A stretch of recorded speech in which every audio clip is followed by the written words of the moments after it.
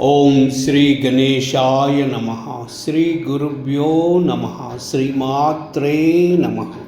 ओम नमः शिवाय। भगवद्गीता पंचम अध्यायः कर्म संन्यास योगः। अर्जुन उवाच संन्यासं कर्मणां कृष्ण पुनर्योगं च संशंसि यच्छ्रेययेत एकं तन्मे ब्रूहि सुनिश्चितम्। श्रीभगवानुवाच संन्यासः कर्मयोगश्च निःश्रेयसकरौ उभौ तयोस्तु कर्मसंन्यासात् कर्मयोगो विशिष्यते। ज्ञेयः स नित्यसन्न्यासी यो न दृष्टि न काङ्क्षति निर्द्वन्द्वो हि महाबाहो सुखं बन्धात् प्रमुच्यते।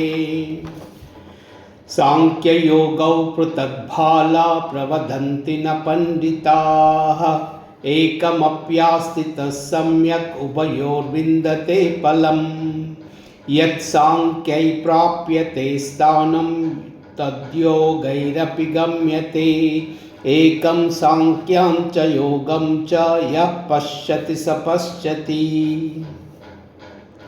संन्यासस्तु महाबाहो दुःखमाप्तुमयो गतः योगयुक्तो मुनिर्ब्रह्मा न चिरेणाधिगच्छति। योगयुक्तो विशुद्धात्मा विजितात्मा जितेन्द्रियः सर्वभूतात्मभूतात्मा कुर्वन्नपि न लिप्यते।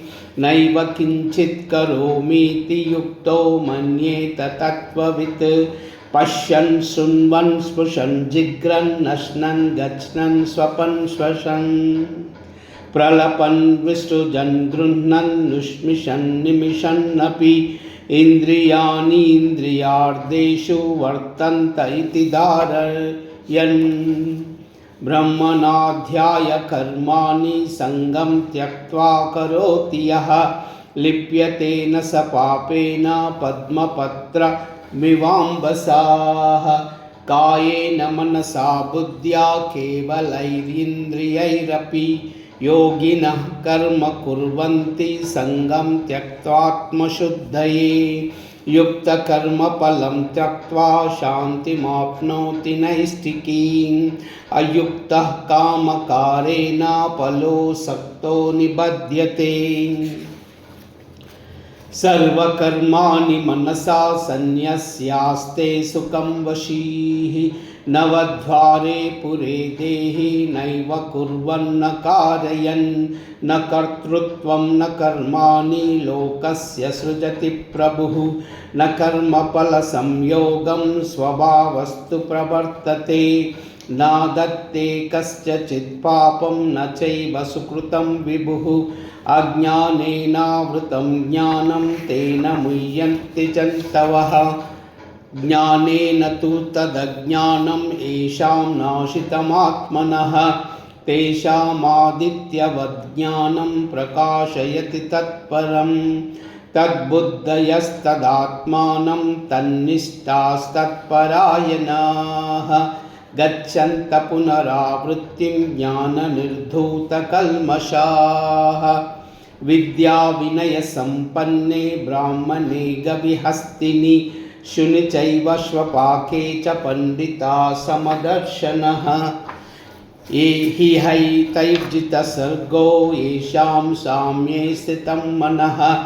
निर्दोषं हि समं ब्रह्म तस्मात् ब्रह्मणि ते स्थिताः।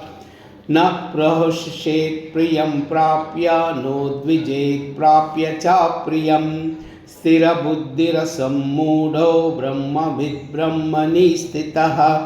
बाह्यस्पर्शे स्वकात्मा विद्यान्तात्मनि यत् सुखं स ब्रह्मयोगयुक्तात्मा सुखमक्षयमश्नुते। ये स्पर्शास्रजा भोगा दुःखयोनय एव ते आद्यन्तवन्त कौन्तेया न तेषु रमते बुधः। शक्नोति हैव यः सोढुं प्राक् शरीरविमोक्षणात् कामक्रोधाद्भवं वेगं सयुक्तसत्सुखी नरः योऽन्तसुखान्तरारामा तदान्तर्ज्योतिरेव यः स योगी ब्रह्मनिर्वाणं ब्रह्मभूतादिगच्छति लभन्ते ब्रह्मनिर्वाणं ऋषयः क्षीणकल्मषाः छिन्नद्वैधायतात्मानः सर्वभूतहिते रताः कामक्रोधविमुक्तात्मान् यतीनां यतच्चेतसाम् अभितो ब्रह्मनिर्वाणं वर्तते विदितात्मनां स्पर्शान् कृत्वा बहिर्बाह्याश्चक्षुर्चैवान्तरे भ्रुवौ प्राणापानौ समौ कृत्वा नासाभ्यन्तरचारिणौ यतीन्द्रियमनोबुद्धिमुनिर्मोक्षपरायणाः विगतेश्चाभयक्रोधयः सदा मुक्त एव सः भोक्तारं यज्ञतपसा सर्वलोकमहेश्वरं सुहृदं सर्वभूतानां ज्ञात्वा मां शान्तिमृच्छति।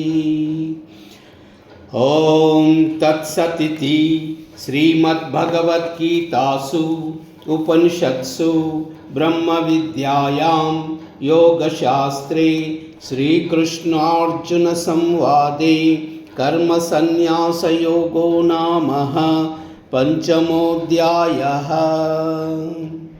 श्रीकृष्णार्पणमस्तु। श्रीकृष्णार्पणमस्तु। श्रीकृष्णार्पणमस्तु। ॐ तत्सत्।